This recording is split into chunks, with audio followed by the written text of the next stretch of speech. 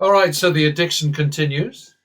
Um, I guess I keep on doing this because I can't stop. I was going to try and make other excuses, but it's it's hard to ignore the fact that I really don't have to keep on doing, uh, dozens and dozens, hundreds and hundreds, thousands or whatever of these demos.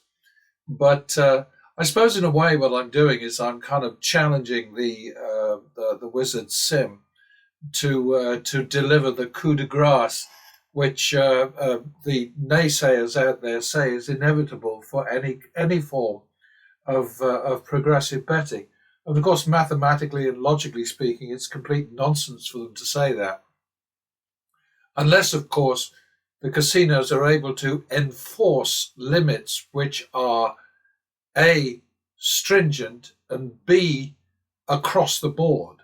Like, for instance, in some states, they have a rule that says the maximum bet on any casino game must only be, I don't know, Massachusetts, for instance, $300. Well, that is a stringent kind of restriction, which is pro house and anti player. I mean, it may reduce the drama or the size of the wins that the casinos see, and it may reduce, therefore, obviously the other side of the coin, the size of losses that anybody can sustain. But in the end, what that does is it means that people like, for instance, Matt Gottard, the other day, I finally found out his real name, Casino King, excuse me, are forced into a little funnel where they just keep on betting the maximum bet over and over again. And once you get to maximum bet level and you're basically flat betting, then you are, to use the technical term, fucked. You just are, because then the sort of the numbers underpinning the game take over, and you're stuck, unable to basically recover your losses. So that's no surprise, is it? 51 second. But yeah, I mean, as long as you have flexibility to move, to sort of like get out of a game and go to a higher limit game and continue, then you can beat them. I think that's is it 3-4 third? It might be 2-3 third, but anyway, 3-4 third. Oh dear, 7-4 drop.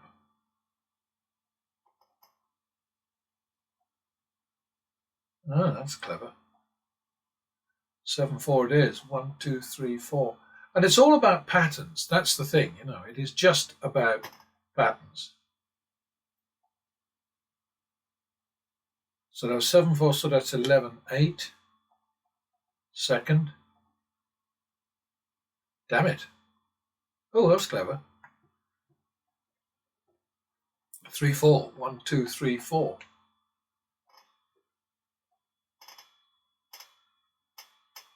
Eh.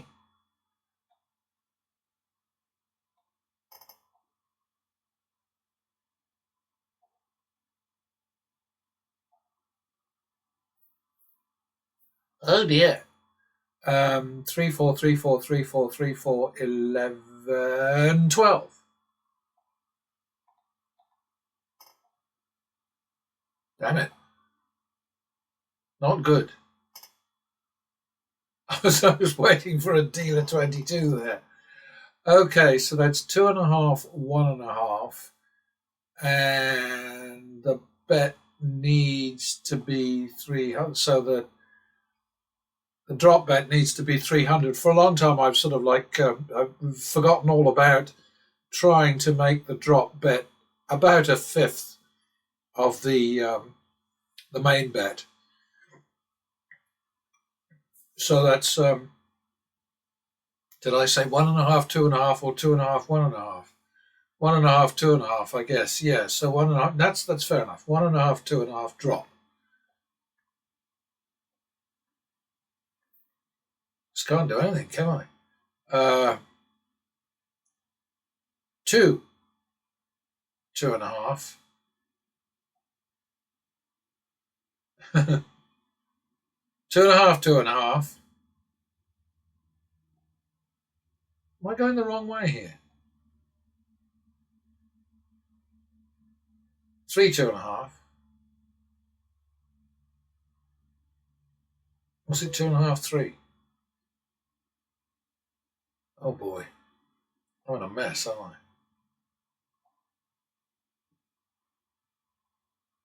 I guess we have to call it. It must be 5.5, 3, mustn't it? Because look at this.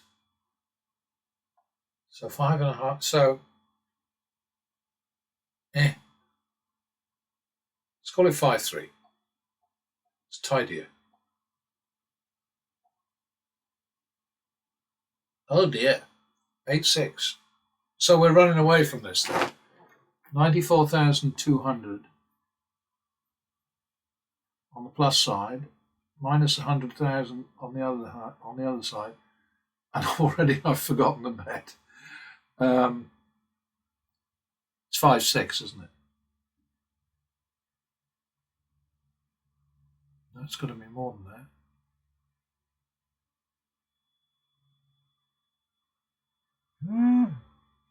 I think it must be 11, 12. Oh God, I'm in a bit of a mess today, aren't I? 11, 12 times 1,000. All right, so we leave this, and I'll be right back. All right, well, we got a bit of a nasty going on here because I'm rolling over from a suddenly horrible blackjack setup, which I've left with 11, 12 as the down and out on the after the third loss, and that's in thousands. So we've got quite a task ahead of us here because the max is 50,000, which of course is not real. You know, I mean, that's not how it is out there, but I've got to live with it because that's just how it is. So I've got to wait for a player win and then go straight in. That's not it. That's it. Okay. Well, this is actually a little bit scary, but not because of the amounts of money, because if you're in real play in somewhere like, for instance, Las Vegas, and to me, Las Vegas is like the Mecca because I'm familiar with it. I don't know anything about Macau. I'm scared of betting in Macau anyway because it is completely foreign. But then you've got places like Singapore and some places in Europe where you can play very high level baccarat without any danger. So I don't know. But anyway, we're looking at 11.5, 12. And all we need is a player win and we're back on track, right? That's not it. So now we go to 23, 25, just to be tidy.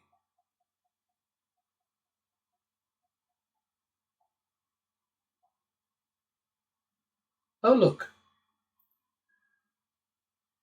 And really the lesson that I'm always trying to teach with these demos and I guess not getting through is that patterns are reliable most of the time.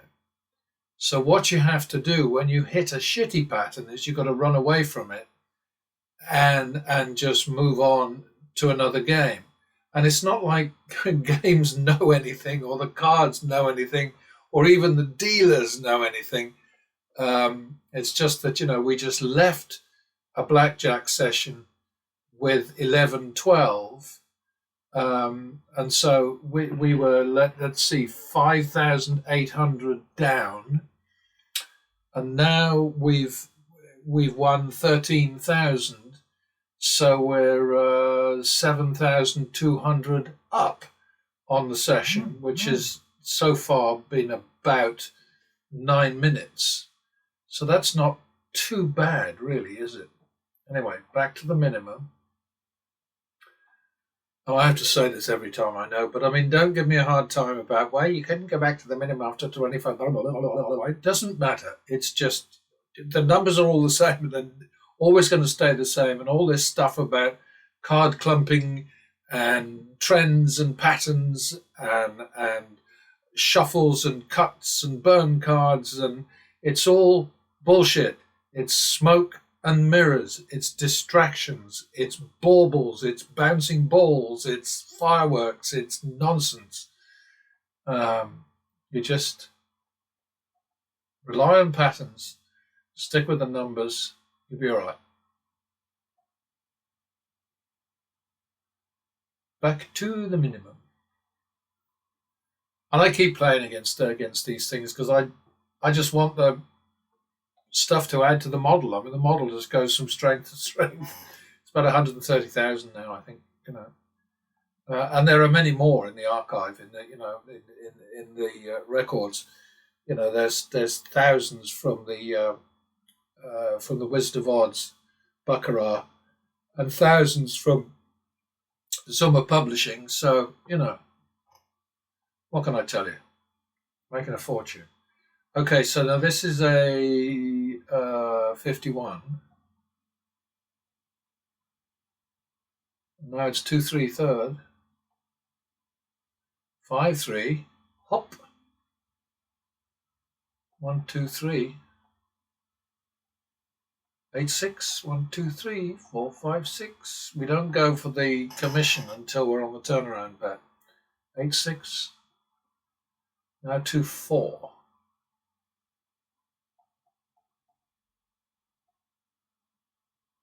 All right, there we are. So we got our commission back to the minimum. +1, +1 more,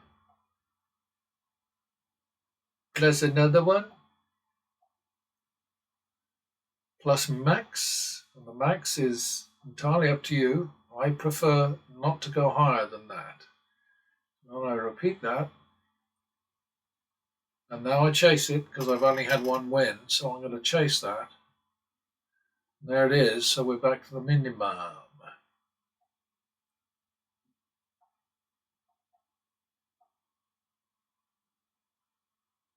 1-2 third. There we are.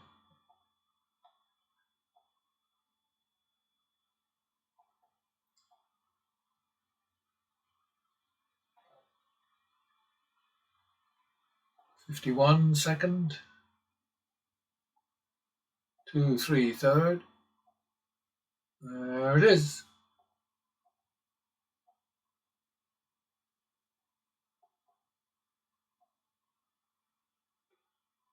Yeah, I've been doing analysis of actual sort of games sessions shown on YouTube, and it's stressful, I have to say, because these guys play so bloody badly. I mean, sometimes they win, it's true enough, but only when they win more hands than they lose. I mean, mostly it's a flipping disaster. So 51, yeah, that's the story. To repeat. 1-2 second. And we're out of that. Back to the min. +1. Double for the tie. Oh dear. 1-2. Because they didn't have enough wins behind it. 3-5 now.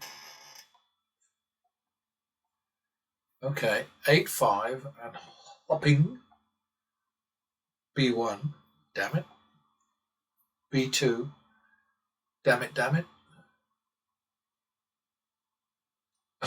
As soon as I do that, it's 8-5 now we're talking, aren't we? All right, 8-5. 3-4. 1-2, 3-4. All right. Goodly.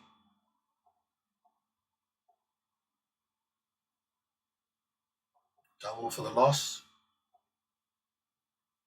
Repeat.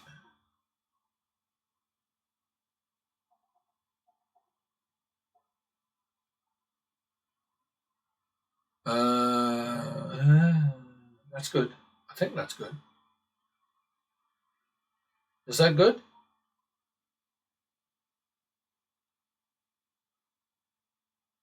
Yeah, I think so. Bit slow today. It's Sunday. What can I tell you?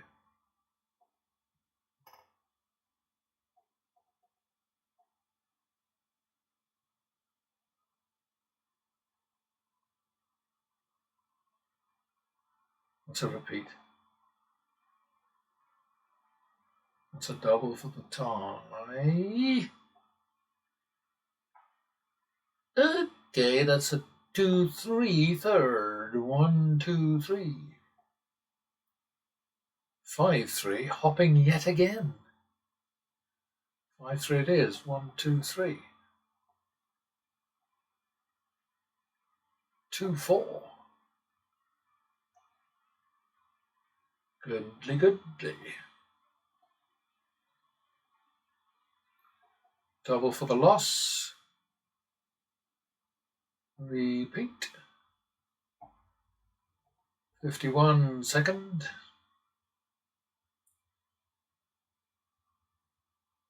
2-4. Third. All right. Yeah, the grabbing back commission. That's a phobia for me, if you like, a mania. I just hate commission. I see why it's there, but it's a disguised addition to the house advantage, which is misunderstood by almost all the baccarat players I've ever come across. In fact, not almost all without exception. I used to play with a guy years ago. He used to say, "Well, it's only 5%." It's not only 5%. It's a fucking fortune. I think in the model right now, just with the hop, never mind if I'd been backing banker, just all the way, just the hop, it's 14% of the win goes to commission. So you gotta know what you're doing with these things. Where the hell am I?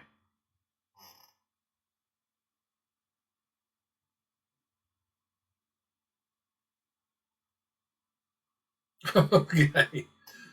All right. So I'm back to the minimum. So I'm just not paying attention right now. Nothing's working today.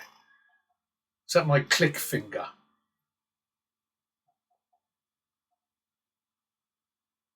No 4. Yeah, it's just a thing of mine. It's what I do.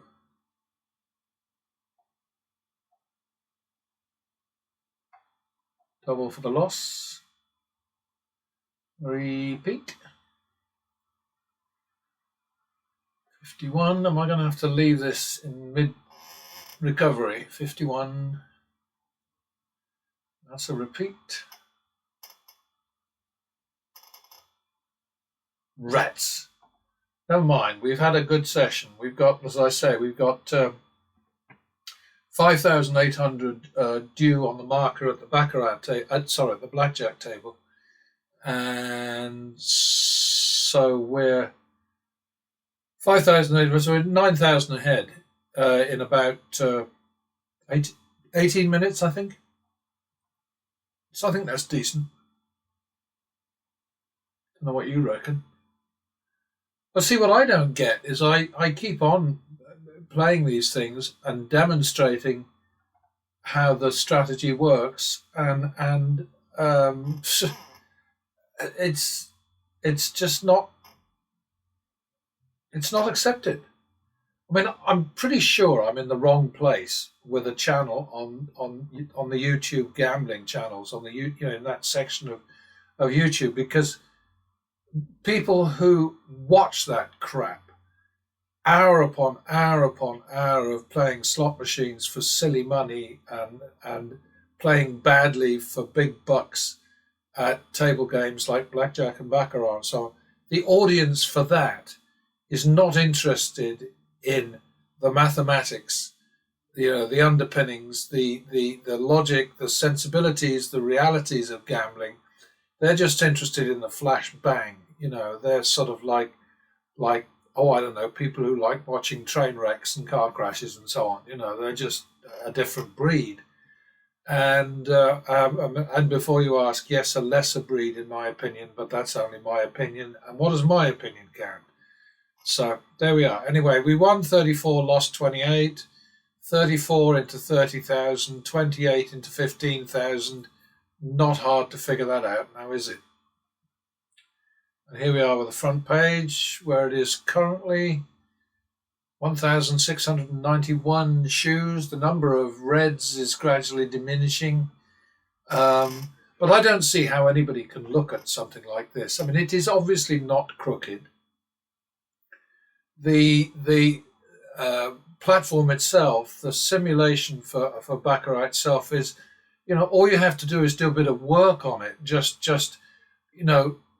play through it a few times, and you can see it is real.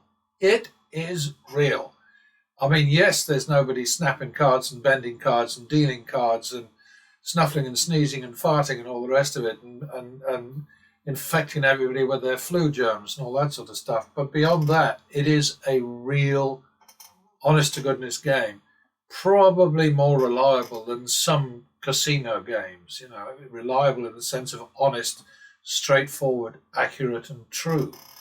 But anyway, the big win this time was distorted by the fact that we came over from blackjack in need of a quick turnaround, and we got it. And this is what pattern betting is all about. It's having the confidence that patterns go in a certain way under normal circumstances, or most of the time. Normal circumstances is a bit misleading. So let's say the majority of the time.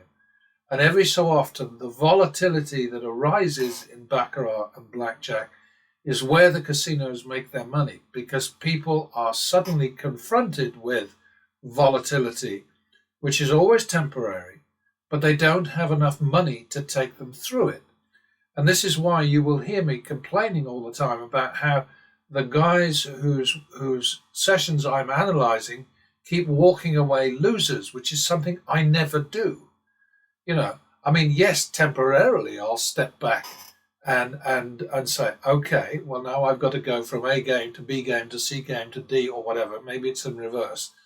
I mean, in the old days, I used to think in terms of bronze and silver and gold and platinum and diamond, but that was just a bit of fun for me, and of course I got banned from my diamond casino because I was taking too much money from them, they said. Not banned from the casino as such, but I've been stopped from playing blackjack anymore. And they took away my wonderful privileges, my free meals, and my free access to the gym and swimming pool and all that sort of stuff. I mean, that was a pain in the ass. And free tickets to all the shows and so on.